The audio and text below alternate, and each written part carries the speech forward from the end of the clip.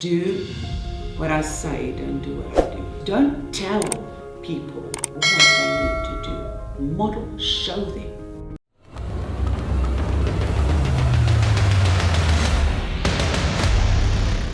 How often have you heard the saying or the comment from one of your parents, do what I say, don't do what I do? I'm sure I'm not the only one that grew up with that one. And what does it really mean? I know, looking back as a child, I often thought, but you're supposed to model to me as well. Not only tell me what to do. Now, it's so important when we deal with culture within our companies, deal with culture within our relationships, deal with corporate emotional intelligence, that if we expect somebody else to do a certain thing, to follow certain instructions, to have the same integrity and the same conviction and same passion and same drive, we need to model that. We as human beings are intrinsically show resistance to being told what to do. There's a lot more power in when somebody models to you. And if we can start really becoming more aware of that in our relationships, don't tell people what they need to do. Model, show them what it is you need. Show them what your vision is, and show them how you are willing to go all the way. We need to break the cycle of do what I tell you to do, not do what I do, if that is not in alignment. We have the opportunity to break negative cycles. We have the opportunity to take from the past that works, but also let go of things that's not working anymore. Self-awareness, we need to become internally aware of, if I have a vision, am I behaving in a way that somebody would like to follow me and mirror what I do? Because that's what people follow more.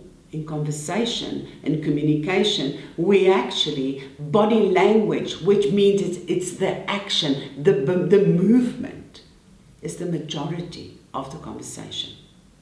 And we need to make sure that that takes the lead.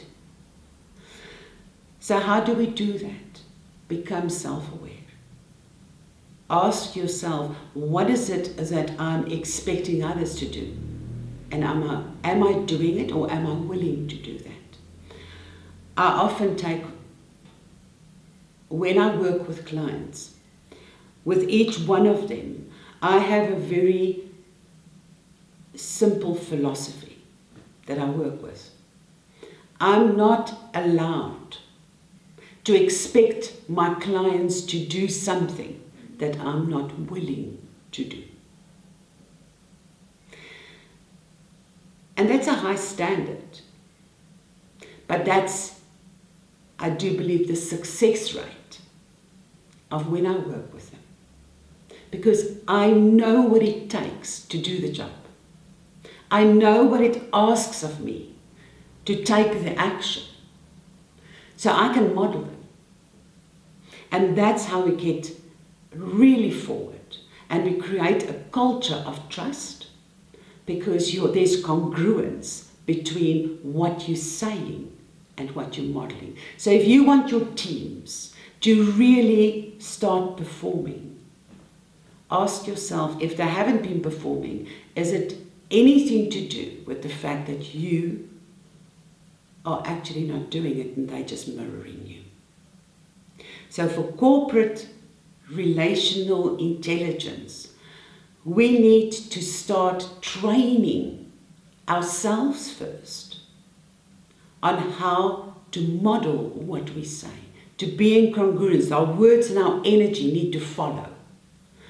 And then we need to bring that into the workspace, and it's amazing. You are the common denominator. So you can ask yourself, look at yourself, whether you are in the workspace or whether you are in the workspace or in any relationship that you are in, you are the common denominator. And start living in congruence with what you do and what you say. And you will see the shift happening with your team starting to model that too. Let's really start creating the world we want to live in. Start creating the companies, the relationships, the culture we want to live in by modeling what we really want, what we stand for. And see how our teams start actually modeling that.